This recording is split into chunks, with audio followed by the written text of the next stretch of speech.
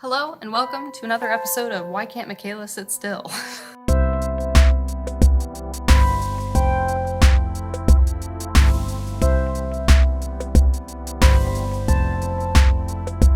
So for anybody that doesn't already know me, I'm an 8th grade English teacher. I've been teaching in Texas for 2 official years. Before that, I was doing a different job that didn't require a college degree. I started that job when I moved to Texas for the first time.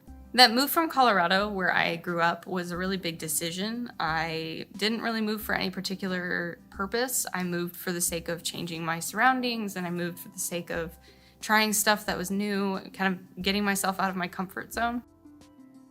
Boy, that worked.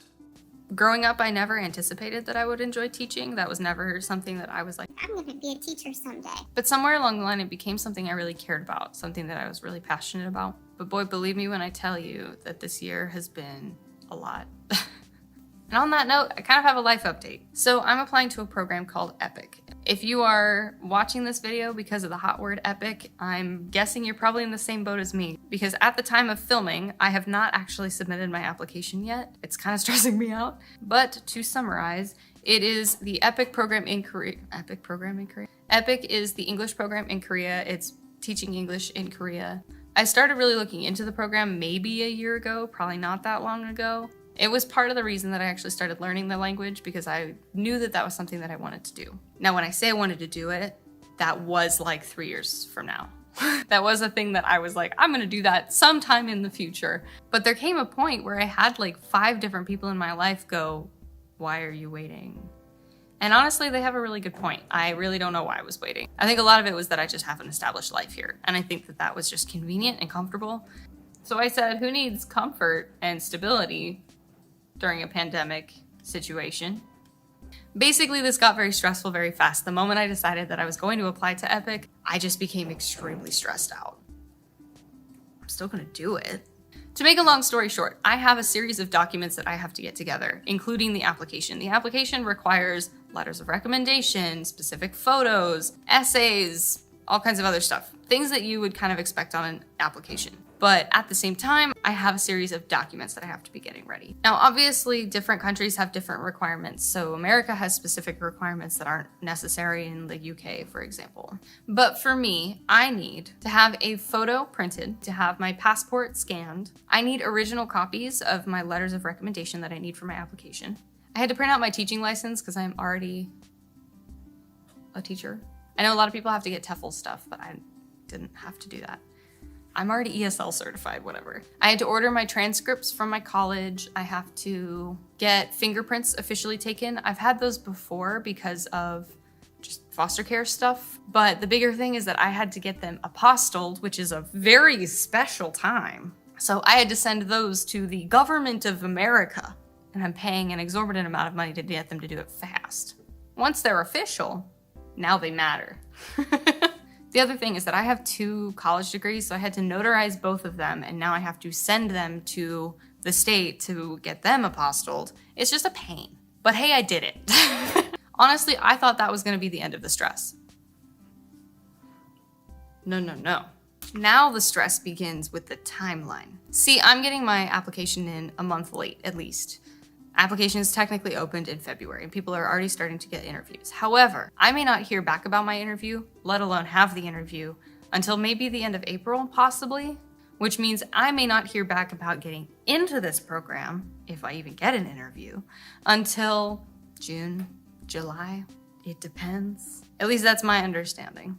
Now, normally this would be fine and dandy. Teachers, like me, have the summers off. However, this is where my logistics get really messy so fast. My lease is up at the beginning of June. So there are 2 ways that this can go.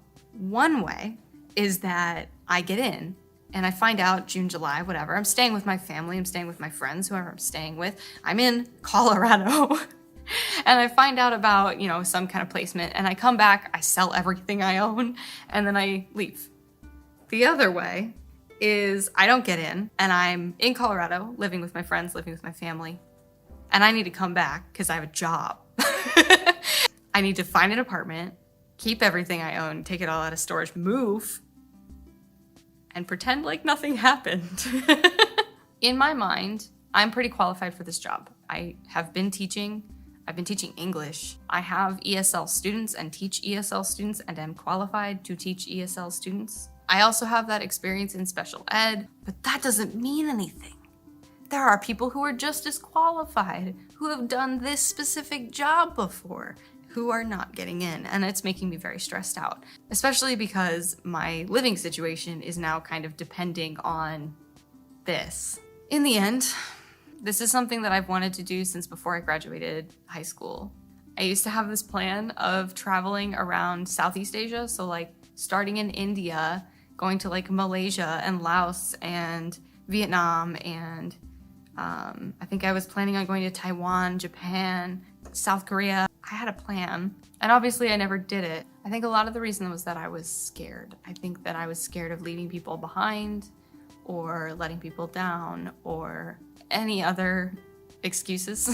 And I don't know if I should thank this year or not, but I think this year has really compounded the fact that I really need to chase the things that I want to do.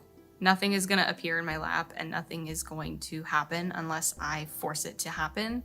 And if I really want to experience the world and go out into the world, I have to start somewhere. The world is a really big place. I don't know if you knew.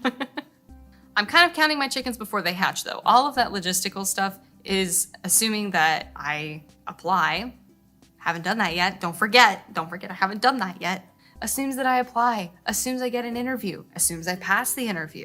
All of that stuff is irrelevant if none of that happens. But I'm also realizing that my happiness does not hinge on this. My contentment with my life does not depend on this one opportunity. And honestly, I'm very blessed to be in that position where I can make a decision like this for myself and just do it. There was definitely a time in my life where I assumed that this kind of opportunity was for other people, for rich people, for successful people, for people who have stay-at-home parents, people that weren't like me. But now I'm really excited about the idea that maybe I can make this happen for me, for myself. I will do more updates on EPIK stuff, especially as I get further into the process. Say I get an interview, for example. This is something that I've been planning for a while, and it's so cool, and I'm really excited to continue and try and keep trying and maybe succeed. But for now, I need to get through the school year. I need to apply. It's fine. I was waiting on letters of recommendation, totally not procrastinating on anything and worrying about it. It's fine.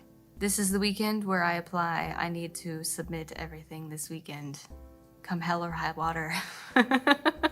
I know there are a lot of other teachers who apply to EPIK, so I will be interested to get in touch with a bunch of different people. There is a Facebook group for people in this intake, so I've been communicating with a lot of people about, oh my God, our pictures, oh my God, our essays, oh my God, our interviews. It's nice to know that I'm not alone in my stress. At least there's that.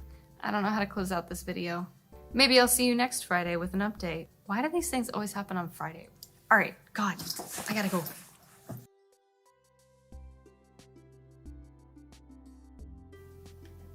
Oh my God, I just realized that I still have Christmas stuff up. It's March.